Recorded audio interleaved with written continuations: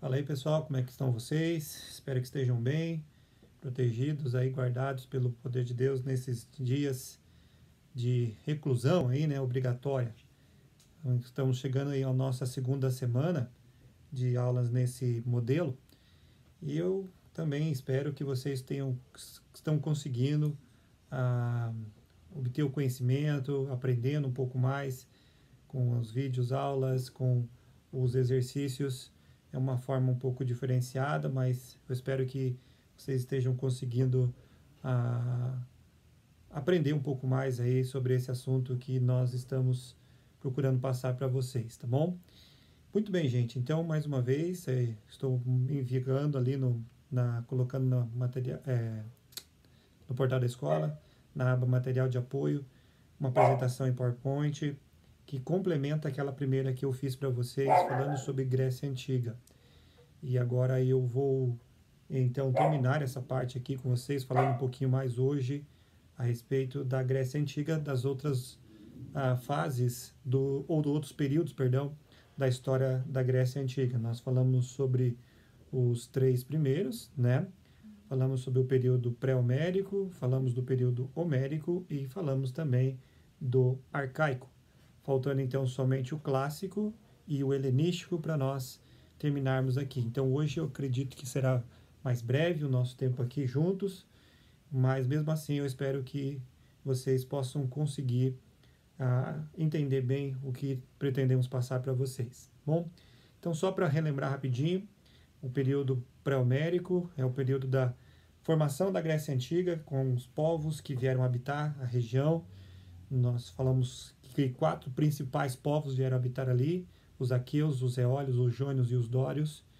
E depois nós temos o período homérico, retratado nos 2 poemas épicos do poeta Homero, a Ilíada e a Odisseia, que é o período onde os genos, né, aqueles grupos familiares, começam a ser formados, a primeira estrutura de formação social dentro da Grécia Antiga através disso, e aí começam também as primeiras polis, né, que é o período arcaico, é o período onde nós temos ali a formação e também fortalecimento das polis.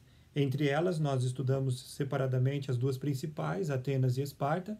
Atenas muito mais ligada às questões intelectuais e comerciais, enquanto Esparta era uma sociedade muito militarista, né? Bastante militarista. Falamos um pouco da divisão social também deles. Agora, nós entendemos também que Atenas, no último que falamos, Atenas tinha a democracia ateniense, né? Foi formado lá o ideal de democracia ateniense. Porém, esse ideal de democracia ateniense não atendia as necessidades da maior parte da população. Como vimos lá, porque os cidadãos atenienses eram pouquíssimos, visto que nós temos os cidadãos atenienses somente tinham que ser homens livres, acima de 18 anos, filhos de pais e mães atenienses. Então, aquelas pessoas, era um grupo realmente seleto, pequeno, não era um grupo muito grande. Em vista disso, alguns grupos começaram a questionar esse comando justamente desse grupo menor, que eram formados normalmente pelos os cidadãos, né? Esses cidadãos eram que comandavam então a sociedade ateniense. E esses então começam a ter, os grupos que não tinham esses direitos políticos começam a questionar, a buscar um pouquinho mais participação política no território de Atenas, né? É então nesse período que começam algumas reformas políticas. Ainda estamos falando do período arcaico, tá bom, pessoal? Só lembrando aqui que é o terceiro período. Foi nesse clima de tensão, então, que surgem, então, as primeiras reformas políticas, lideradas por homens como Drácon e Solon. São homens que são legisladores, né? São chamados na história por legisladores. Eles criaram leis que foram importantes para tentar englobar mais pessoas nessa participação política, né? Logicamente, as suas ideias inicialmente vão ser bem aceitas pelos grupos menos favorecidos, mas os grupos mais importantes não vão aceitar, o que realmente gerou ainda mais conflitos e maiores dificuldades, né? Porém, Drácon e Solon têm muita importância nesse sentido. O Drácon, por exemplo, foi ele que formou o primeiro registro escrito de leis gregas, né? Ele vai ser o primeiro a formular e registrar estas leis da história ateniense. Então, esse é o famoso Drácon. Ele viveu entre 650 a 600 a.C., mas foi em 624 a.C. que ele estabeleceu esse conjunto de leis. Ficaram conhecidas até com leis draconianas e eram consideradas bastante severas para aquela época.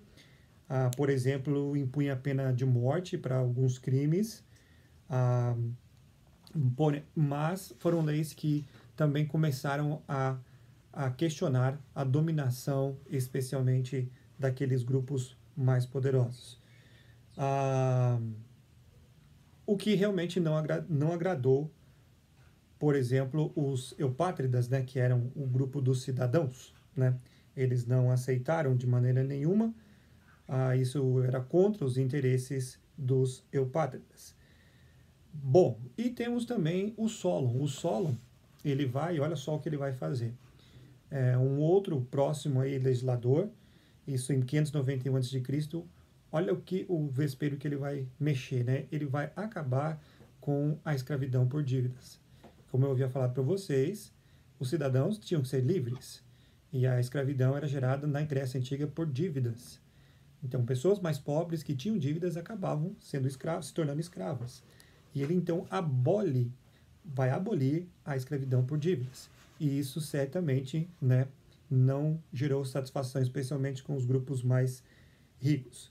Então, a principal ideia dele foi essa, mas também ele vai fazer a devolução de terras confiscadas por dívidas dessas mesmas pessoas e uma reforma monetária. Ele cria, por exemplo, um sistema de pesos e medidas e a divisão censitária da sociedade para fins de participação política. Então, Solon ele vai realmente estabelecer leis boas no sentido para tentar dar uma maior participação. Mas estas reformas não solucionaram os problemas de lutas internas ainda dentro da Grécia Antiga. E vão surgir outros que vão tentar fazer reformas um pouco mais radicais. É nesse contexto de muita insatisfação e de realmente problemas internos que surge, por exemplo, o Pisístrato. O Pisístrato ele vai promover um golpe e vai impor a tirania dentro de Atenas, né? Ele, apesar de ser um membro da aristocracia, ele também se familiarizava, ele gostava das ideias de que dar maior participação para as classes menos privilegiadas dentro de Atenas. E, por exemplo, ele foi defensor dos interesses desses pequenos proprietários que haviam sido libertos, né, pelas leis de Solon lá, acabando com a escravidão por dívida, e ele começa a adotar também uma postura um pouquinho mais próxima dessas pessoas menos favorecidas. Porém, ele realmente vai governar de forma tirana, né, sem participação muito do povo mesmo. Ele empreende uma série de obras públicas, portos, canais, aquedutos, esgotos, para ocupar a população, né, no trabalho, ao invés de ficar reclamando da sua tirania, né? E os filhos dele, o Hiparco e depois Hípias, também vão governar. O Hípias, ele tenta... primeiramente, o Hiparco sucedeu o pai, depois seu irmão Hípias, né? Realizando um governo moderado, ainda perto da tirania, mas mais moderado. E o Hiparco ele foi assassinado por motivos pessoais, enquanto Hípias cometeu o erro de perseguir membros da aristocracia e acabou deposto em 510 a.C. Tudo isso levou, né, mostrando para nós que realmente a situação política não estava realmente acomodada, não era uma boa situação política dentro de Atenas, por causa devido a esses diversos conflitos aí. O próximo, um outro homem bem importante aqui foi o Clístenes, que chegou ao poder e implantou daí a democracia de fato em Atenas, né? Esse Clístenes, ele vai governar de 510, logo depois da deposição de Hípias, até 507 a.C., e ele ficou muito conhecido por implementar uma democracia ateniense. Com a crise social equilibrada por meio da política de Clístenes, posteriormente aí veio o Péricles, que pôde governar de uma forma mais tranquila. Então, Clístenes foi quem estabeleceu a democracia e realmente acabou dando um pouquinho mais de tranquilidade para Atenas, para que assim Péricles viesse mais à frente e pudesse governar com mais tranquilidade. O Péricles vai ser um governador de Atenas até o período depois que nós vamos estudar ali, que são as guerras médicas e também a guerra do Peloponeso, tá bom? Especialmente a guerra do Peloponeso. Bom, foi criado também um termo interessante nessa época, o termo ostracismo. O ostracismo era uma lei, né? Foi criada, que é bem interessante. Quando os atenienses consideravam que determinado cidadão ele era uma ameaça para a democracia, então ele era submetido a uma votação. Aí essa votação, os eleitores eles escreviam o nome da pessoa num pedaço de cerâmica, de pedra, né? Chamado óstraco. O sujeito então que tinha o nome mais votado, ele era então condenado ao ostracismo. E o que é esse ostracismo? Isso significava que ele deveria se afastar de Atenas por 10 anos. Depois disso, ele retomava com plenos direitos políticos, né? Com todos os seus direitos políticos ali. Hoje em dia, nós utilizamos a expressão caiu no ostracismo para dizer que a pessoa ficou esquecida por todos, foi deixada de lado, né? Então, caiu no ostracismo significa isso. E o ostracismo era mais ou menos isso daí, né? Onde a pessoa que poderia ser considerada uma inimiga da democracia, ela era voltada, ela retirada de Atenas por 10 anos, depois ela retomava, ainda com seus plenos direitos políticos, tá bom? Bom, então vamos lá para os dois últimos períodos, o período clássico e o período, né, helenístico. O período clássico, o apogeu dele foi quando a Grécia ela consegue enfrentar e vencer as guerras médicas contra os persas. Agora, a decadência desse período clássico foi justamente uma outra guerra, a Guerra do Peloponeso, uma guerra entre as duas principais especialmente entre as duas principais cidades-estado gregas, Atenas e Esparta, por duas ligas lideradas por elas, né? Então, infelizmente, acabaram enfraquecendo as cidades-estado, que se tornaram presa fácil da invasão macedônia. Então, a decadência do período clássico foi justamente sobre isso. Então, vamos falar rapidamente aí sobre essas guerras, as guerras médicas e a guerra do Peloponeso. As guerras médicas foram entre, como eu disse para vocês, entre os gregos e persas. Tem esse nome porque os persas, eles formaram um império junto com Ciro, né, quando Ciro conseguiu unificar os persas e os medos. Os medos, eles eram habitantes da região ali próxima à Pérsia, e quando Ciro ele junta os dois grupos, né, os medos e os persas, formam um grande império. Por isso que ficou conhecido como guerras médicas, né, os medos. Eles vão enfrentar então um poderoso império persa no auge da sua expansão, liderado por Dario, né, e depois, posteriormente, nós temos Xerxes fazendo uma liderança nessas batalhas aqui. Os medos, ou os persas, na verdade, né, acabam chegando até a Grécia e eles tentam invadir a região, né? Aí começa a primeira batalha, e é a chamada Batalha de Maratona, como ficou conhecida em 490 a.C. Essa batalha entre os gregos, né, os espartanos e atenienses, eles contra os persas. O imperador persa, o Dario I, ele manda uma galera, né, mais ou menos 50 mil soldados para a região de Maratona, uma cidade da Península Balcânica, e os gregos em muito menor número, né? Eles estavam aproximadamente ali 11 mil aproximadamente. Então quase todo mundo pensaria que numa vitória esmagadora dos persas. Porém, os gregos se aproveitaram do relevo, que conheciam bem a região, e acabaram tendo vitória sobre os persas. É daí que surgiu aquela tradição da famosa prova, né, é, do atletismo maratona. Ela tem esse nome justamente da cidade maratona, porque um jovem ateniense ele correu de maratona até a cidade de Atenas, que dá aproximadamente, dá 42 quilômetros, alguma coisinha lá, e ele corre para avisar da vitória dos gregos contra os persas. E ele corre todo aquele tempo e quando chega lá, eles dizem, né, que ele deu a notícia e acabou morrendo de cansaço depois de correr todo esse período lá. Então, é a batalha de maratona. É a primeira grande batalha que a gente pode chamar a atenção de vocês aqui. Após algum tempo depois, 11 anos depois de conflito, aí nós temos agora Xerxes, né, como domínio dos persas. E Xerxes ele tenta novamente tomar as ações contra os gregos. E ele então manda um poderoso, mais poderoso ainda exército agora para a região da Grécia. E eles vão justamente acabar pressionando os espartanos.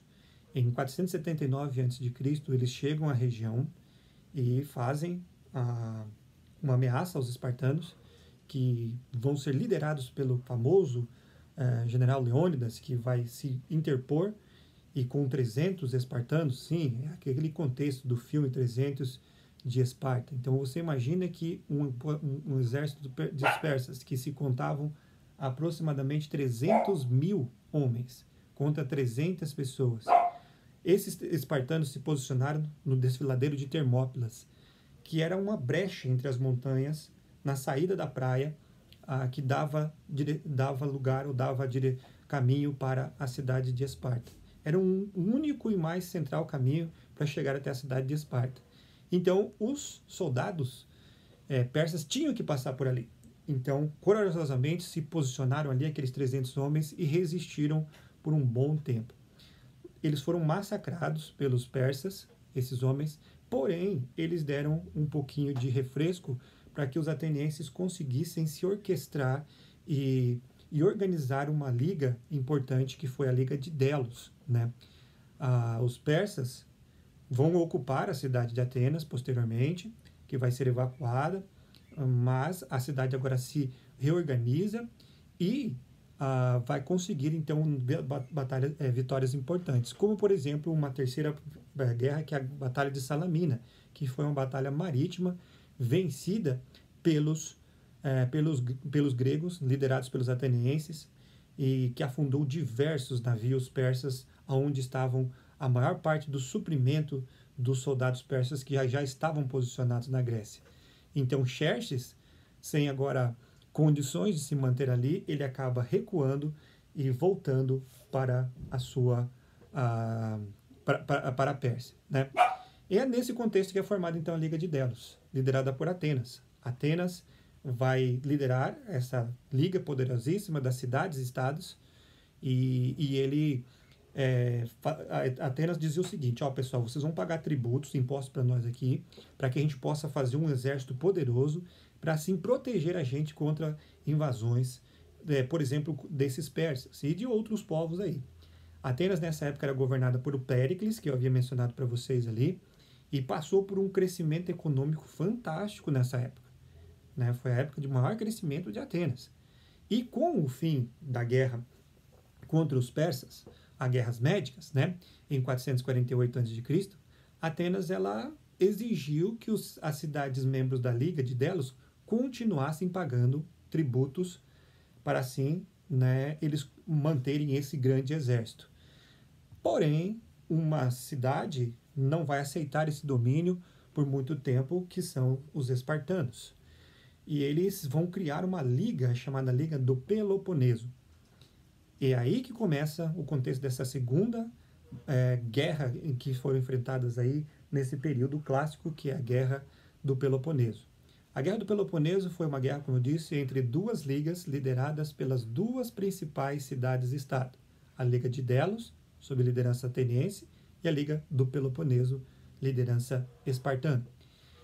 Essa guerra ela teve 3 fases aproximadamente, mas ela vai terminar em 404, uma guerra que inicialmente teve vitórias importantes dos espartanos, posteriormente os os atenienses conseguiram algumas vitórias.